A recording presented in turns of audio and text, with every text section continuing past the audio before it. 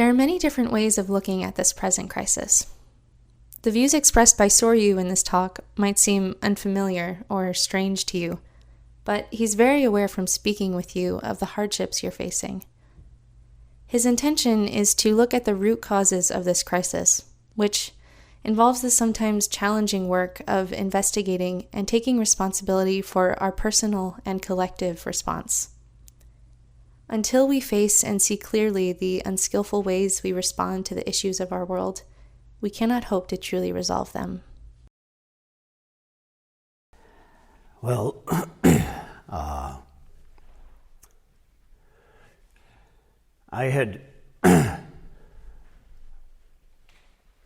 was going to give this talk first, but didn't work out that way.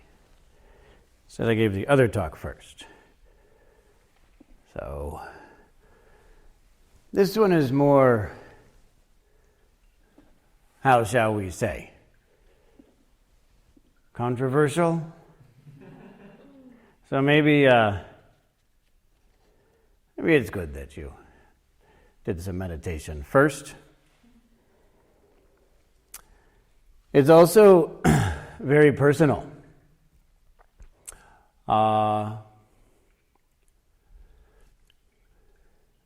This is a very personal talk because I have been considering for a long time that human beings have taken nature to be the enemy. And we want to kill everything that might cause us harm.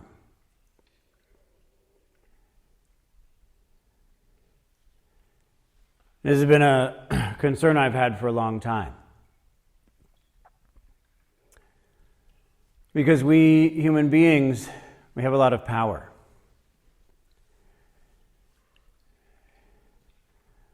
And sadly, we don't have nearly as much wisdom or love. And so we use that power for deeply selfish means.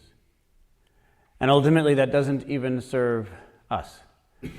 Doesn't even serve ourselves.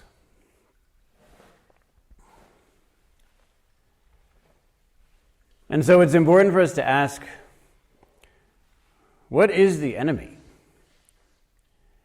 What is the problem here? What is it that we should fight against? Because it's important for us to face that, in fact, we are at war with nature. And there have been many casualties.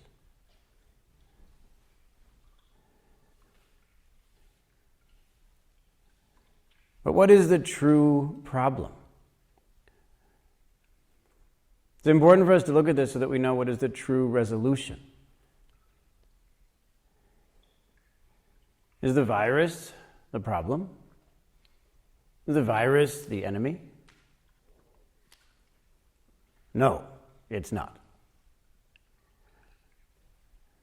It's very hard for us to see this because the problem is far more present than the virus. The real issue is far more present than the virus. The real issue is our own minds. That is the issue. This is very hard to see. How do we cultivate and purify our minds? That is the question. And we should look at that question with far more urgency than we're currently looking at the problem of the coronavirus. The problem of the human mind is much more dangerous, much more damaging, much more harmful than this virus would be if we did absolutely nothing about it.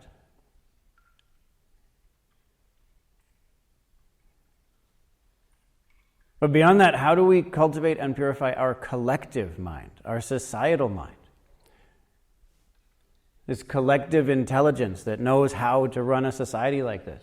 That mind also is confused, unskillful, and at war. But the good news is that both of these are our own mind. Both of these are our own mind. Each of us has direct access to both of these minds. We have direct access to that mind right now.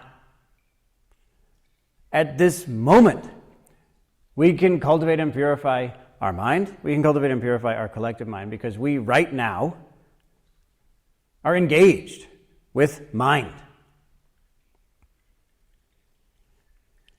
When I've talked to people who are dealing with this virus at a professional level, they, from the beginning, have been clear that the great danger here isn't the virus. The greatest danger to the world isn't the virus. It's the second order effects, the third order effects of the virus. That's far more dangerous.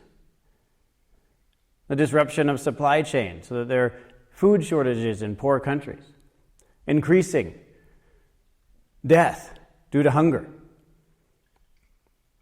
This is one that's very easy to point at, very easy to understand. Already millions of people die every year of hunger. This year, more than that will die of hunger. Millions more. And we don't know how long this will last. The great danger isn't the virus. The great danger is the human response to the virus. And that's just a danger in terms of human beings. To give another example, one that's far more difficult for us to understand because it asks that we look at our own minds, is the problem of loneliness worldwide. Loneliness is lethal. Risk of death for lonely people is 40 or 50% higher for a person in the same situation who isn't lonely. A person can smoke and drink and eat meat and not get exercise. But if they're not lonely, if they have many people in their lives who they're close to, who they trust, who they love, then they will, on average, live longer than a person who doesn't do any of those things but is lonely. Beyond that, it makes life horrible. And this is a problem of individuals, yes, but more than that, it's a collective problem. Loneliness is a societal problem. And that's why I say that I think it's likely that our reaction to the virus will cause more deaths than the virus would have caused if we had done nothing about it.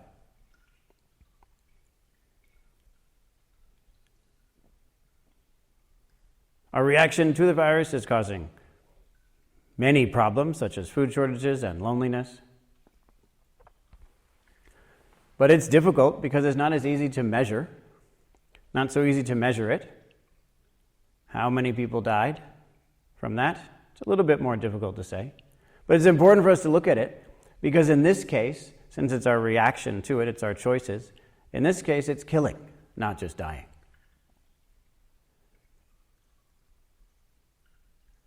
That's a big difference.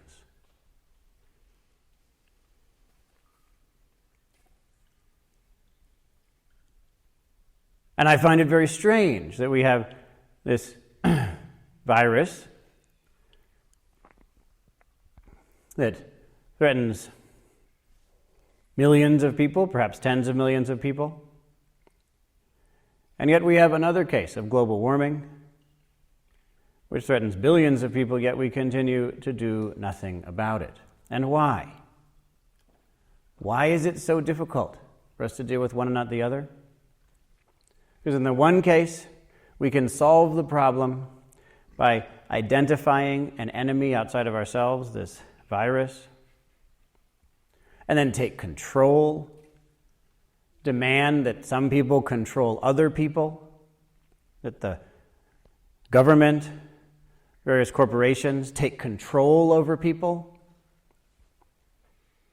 And in that way, we'll solve this problem.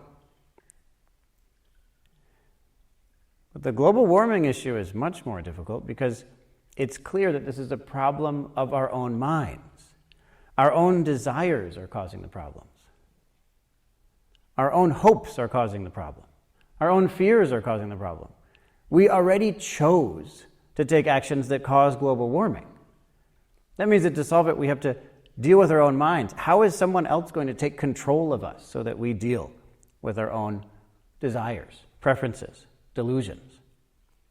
That's a much harder problem to solve. And it's why it's essential that we step forward and solve it. It is essential. Otherwise, we just do something. We just do something or other, as we've done for 10,000 years now, longer. The most recent similar crisis in which we were collectively traumatized, collectively focused, was 9/11, or attacks here in the United States. It killed a few thousand people. One of my friends was one of those people. And in fact, one of my friends is someone who has died of the coronavirus. And both of these impacted me in, as it often is, unexpected ways. Death is unpredictable, both in when and how it happens and also in what our reaction to it is.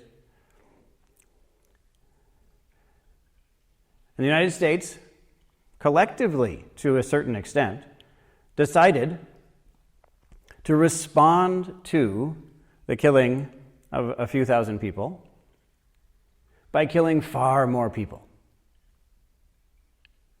Far more innocent people. That was our decision. The United States does a lot of things well, but this was not one of them.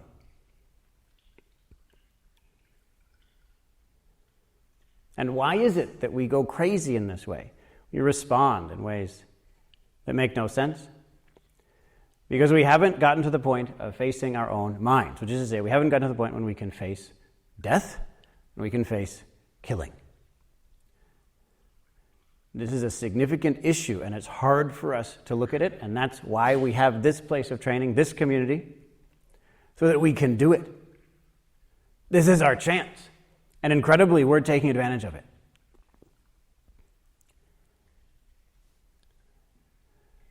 When people take advantage of these opportunities, it makes a difference.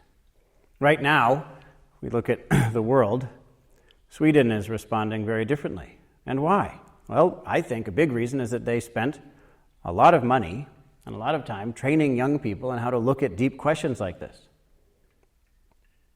And we're one of the countries that took this very seriously a while back, but still we see the effects to this day.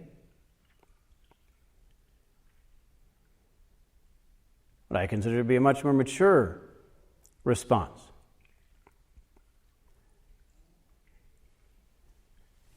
And so I'd like to make this very personal, even more personal than I've made it so far, by looking at another country. That is the country of Japan, the country that I lived in for quite a while. And I made the most important decision, I'd say, of my life there, which was to be ordained. That's where I was ordained into the Zen tradition.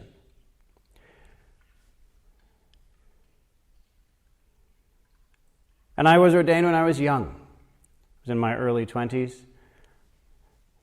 I didn't know much about Buddhism, which is fine. I don't think anyone knows much about Buddhism. The more that I train in it, the less I understand it. Turns out it's not about that anyway.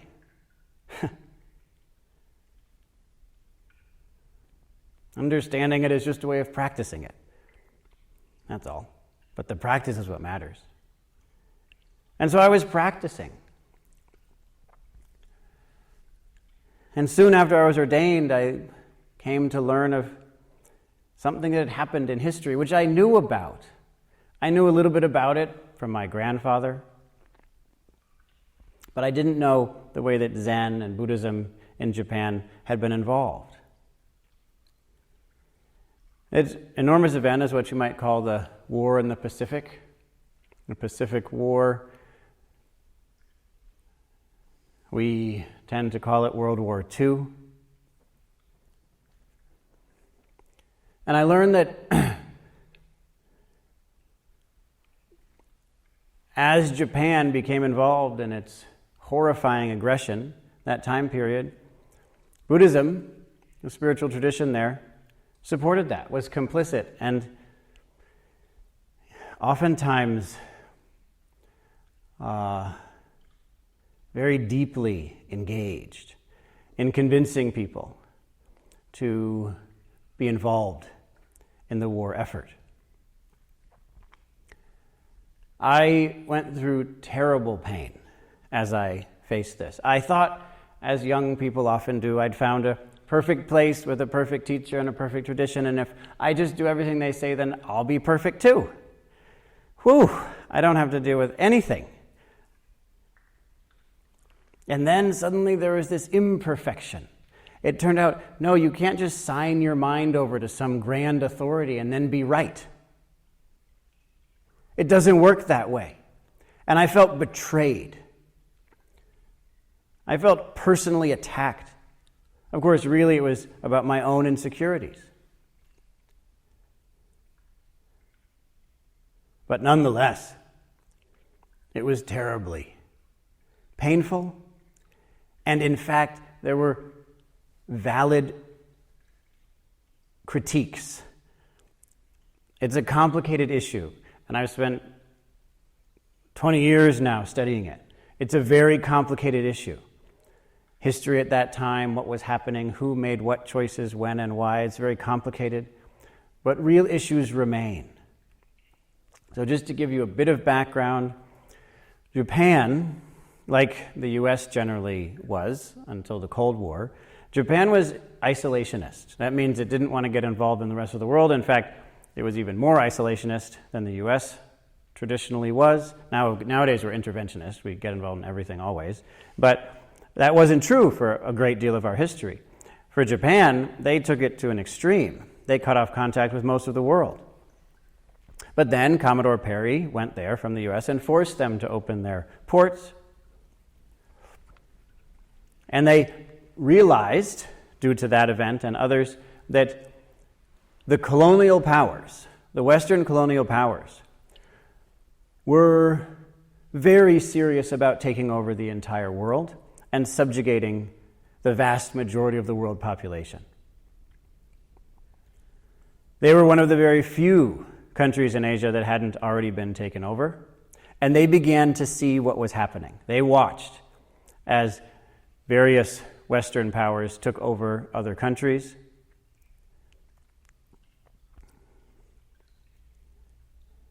And they realized that they would need to fight those powers.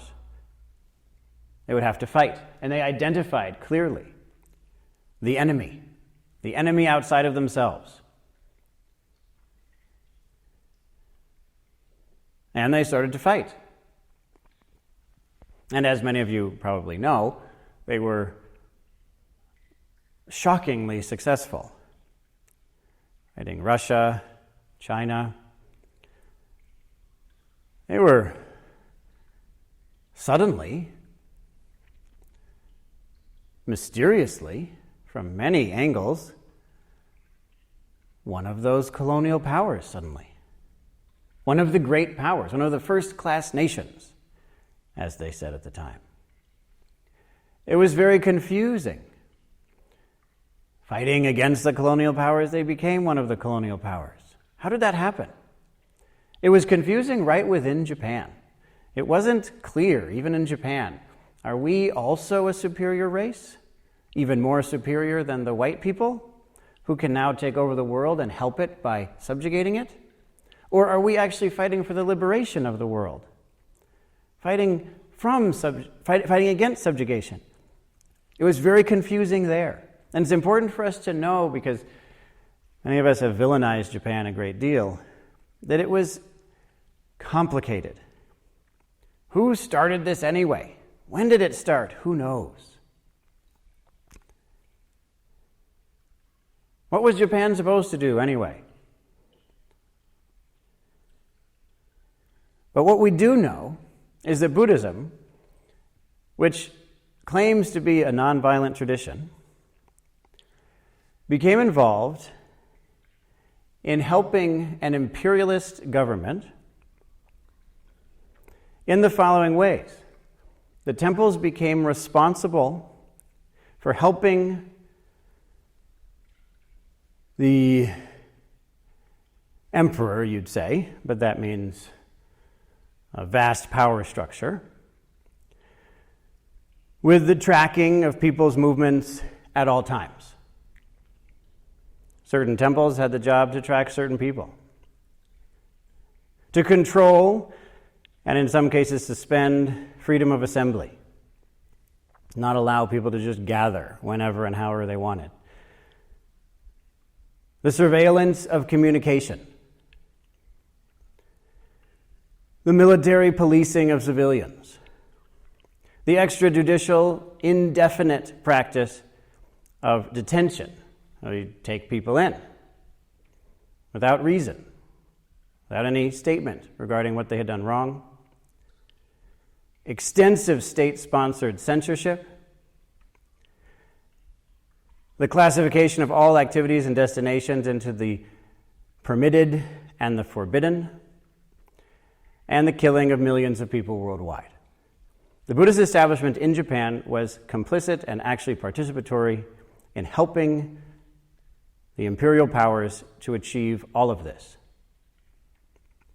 And those Buddhist teachers who spoke out against this were reported to the authorities by their followers, and they disappeared.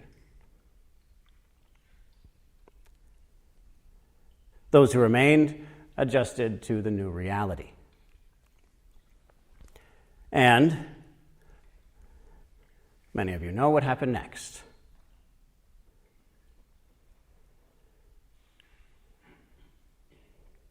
I'm not going to get into that too much right now. If you'd like, you can research it. The resources are plentiful. I, in any case, as I sat there in Japan, was horrified that this tradition that I'd given my life to had been involved in this. And I suffered. I said, when I tried to explain to people what it was like, I said, it's as if my baby just died. As if I had a child and they died. And I'm grieving and I don't know how to grieve. And what makes it hardest is that no one cares. I'm in this system and no one cares that this happened. No one seems to care. No one else is grieving. We're all in this tradition and no one seems to care. That was the thing that was hardest for me. How can I be dealing with this on my own? This is unacceptable. You can't just do that. You can't go through all of this training and then still do that.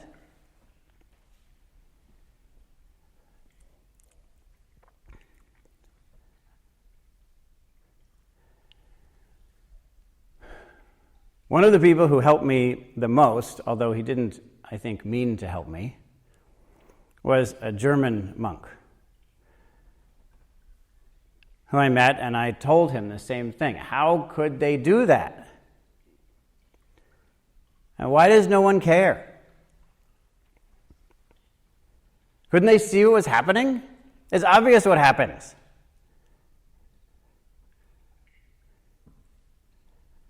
And he told me with some frustration. He wasn't saying this kindly. He said, "You have no right to judge what people do in a fascist state. You have no right. You don't know what it's like.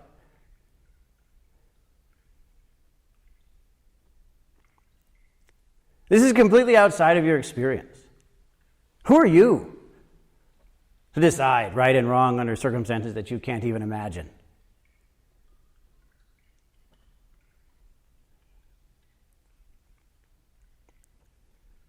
That you can't understand how this sort of thing happens gradually and then suddenly.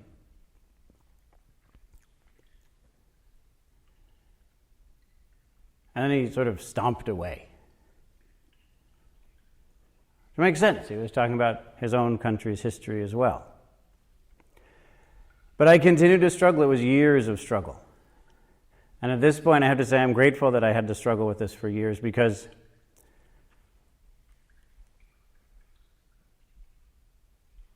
I have recently been told by 3 people in this community that if I don't follow the mainstream narrative regarding the issue of the coronavirus, that they will report me to the authorities.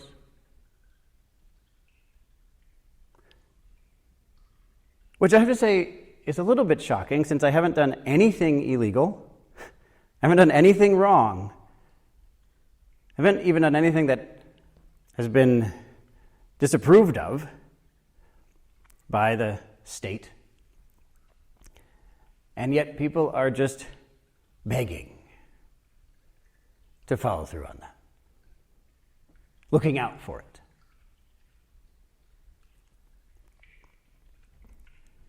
So, what do these people want me to demand of this community? What do they want me to support? Well, they want me to support the practice of tracking people's movements at all times, the suspension of freedom of assembly, the surveillance of all communications, the military policing of civilians, extrajudicial indefinite detention, state-sponsored censorship, the classification of all activities and destinations into the permitted and the forbidden, and yes, the killing of millions of people worldwide. Of course, we don't see it that way. Obviously, we don't see it that way. We don't think that if you make a lot of people really lonely, then a bunch of them commit suicide and others become more susceptible to disease, and then millions of people die, or the disruption of supply chains so that millions of children starve. We don't see that as the killing of millions of people worldwide. Why? Well, because it's justified. And that point is what matters, because it gives us the chance to have sympathy for what happened in Japan. It was justified. What are we supposed to do other than fight against these powers? There's no way we're going to fight against them without actually becoming imperialists, without actually becoming colonialists. There isn't any other way. We tried that. We tried to stay out of this. They came with a military force and threatened us. So here we are. We have no choice. I was talking to someone after 9/11. I was in Japan on 9/11, but I eventually came back. I was talking to an American about it. And I told him, how can you think it's right, because he did think it was right, to go in and kill more people than were killed on 9/11 in response to 9/11? And he said something that struck me, changed my life. He just said, well, we had to do something. We had to do something. In the same way, we've come to the point when we feel like, well, we have to do something. And what is that something that we do when we're not willing to do what must be done? Namely, face our own minds.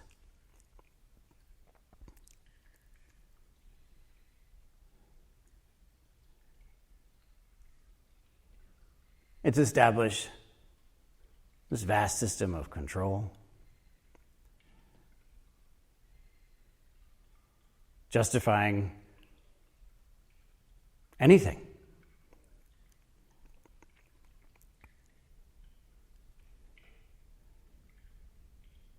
Adding to the list what wasn't possible back then, there's censorship by multinational corporations that we have now instituted and demanded. There's house arrest of the entire population, causing countless problems. Just to give one that particularly matters to me, increased abuse of children. Hundreds of thousands of children just in this country are trapped all day, every day, with their abusers, being beaten and raped. And there's evidence already that the rates of abuse are increasing due to the fear, the stress of the abusers.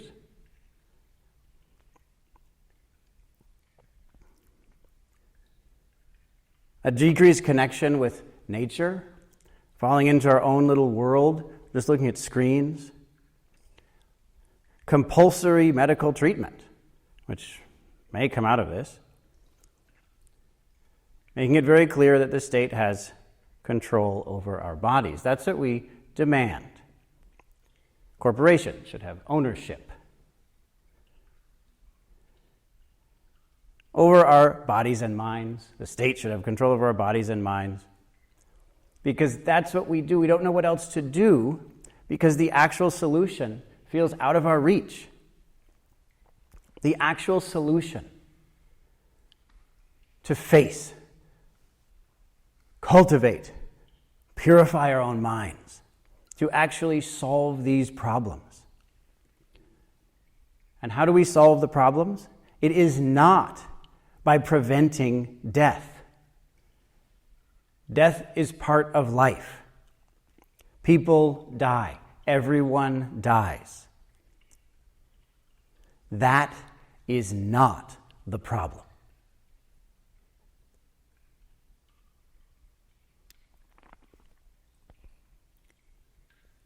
The problem is in how we understand death, how we perceive death, how we experience death.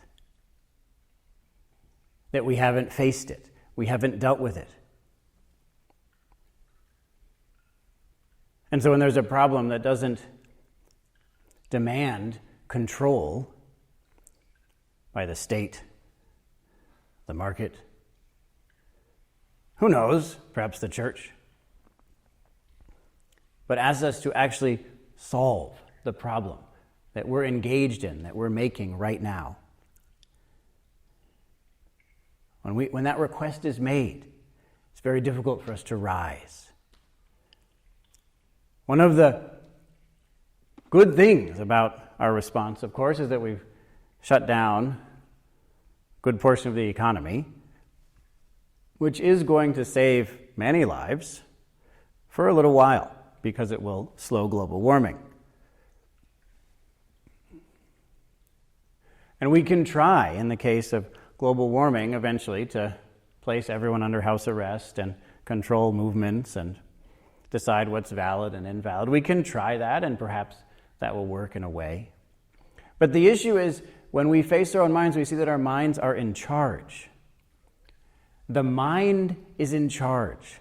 The mind that responds to the problem is in charge. And if there's anything we see in human history, it's that in general, when you use the mind that created the problem to solve it, you create bigger problems. Until now, we have the problem of global warming, terminal nuclear war, various technological innovations that are extremely dangerous. All of these caused by our minds, and then we try to use that very same mind to solve those problems. We don't know what solutions will come, but I have a prediction. If you're using that mind to solve the problem, you're going to create bigger problems. Why do I think that? Well, 10,000 years of history.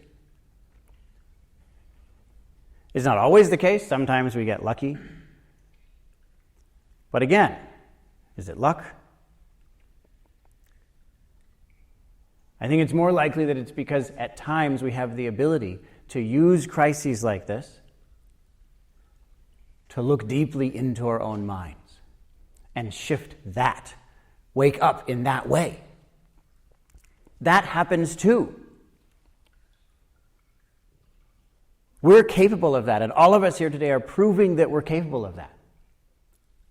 We can do that, and there are real consequences. Those consequences aren't appreciated by the ordinary human mind, the unskillful human mind.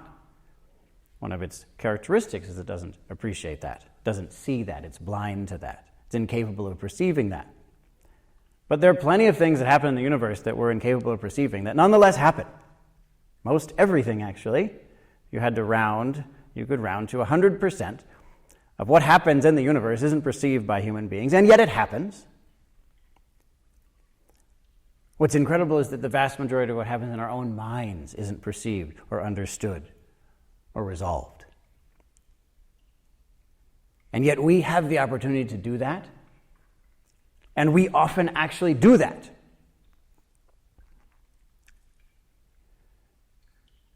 So my highly controversial claim that the most dangerous thing on earth isn't a virus. The most dangerous thing on earth is our minds. My highly controversial claim is that we should save lives. That's my controversial claim. We shouldn't kill people. We shouldn't kill vast numbers of people. We shouldn't kill entire species. We shouldn't destroy life on earth. That's my controversial claim. And how do we actually do it? By facing our own minds, resolving that problem. This is an enormous opportunity, and many of us are taking advantage of this opportunity. There are real impacts of that. Because we're not going to prevent death, but we can resolve the problem of death. And in doing that, we become capable of acting in wise and compassionate ways. Ways that make sense, that are kind, that take care of people, that don't solve every problem by making an enemy that we have to control.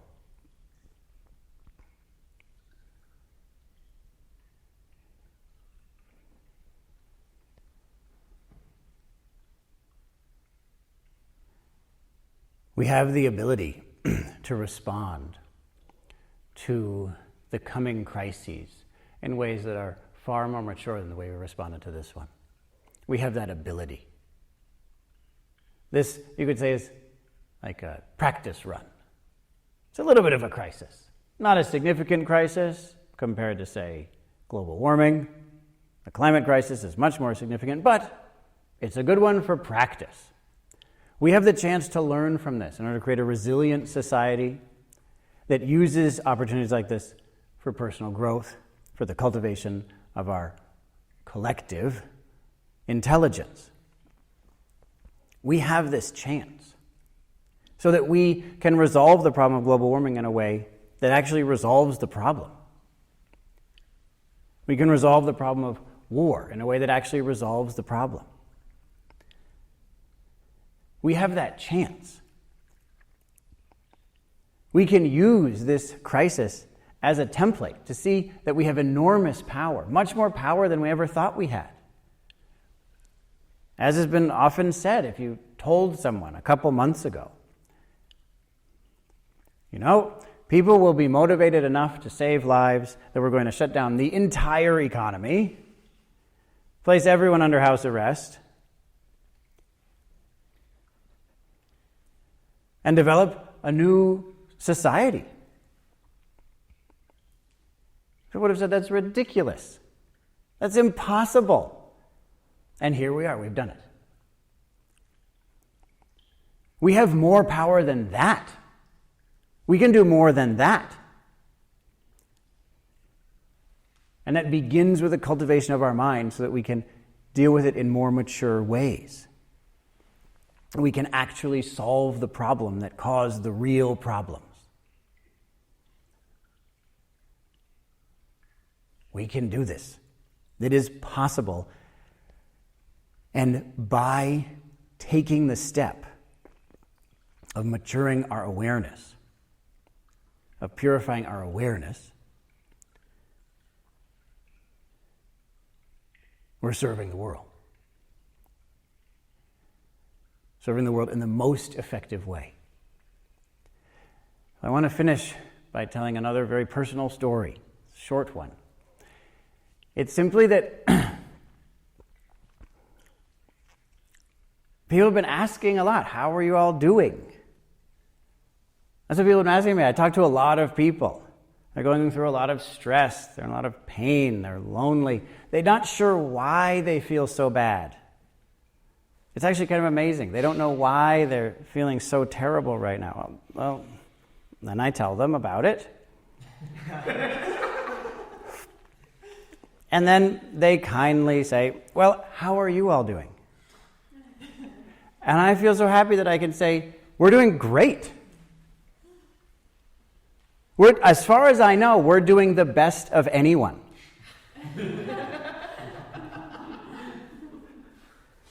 As far as I can tell, we're doing the best of anyone in the world. I don't know of any community that's doing better than us. Maybe they're out there. I'm not saying there aren't any. I'm just saying that within my own sphere of awareness, we're doing great. Things here are super.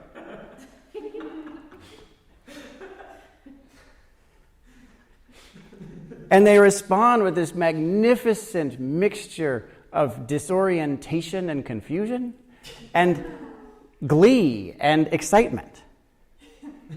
Really? Somebody's doing great? How? Well, that's a good question. Now we're getting somewhere.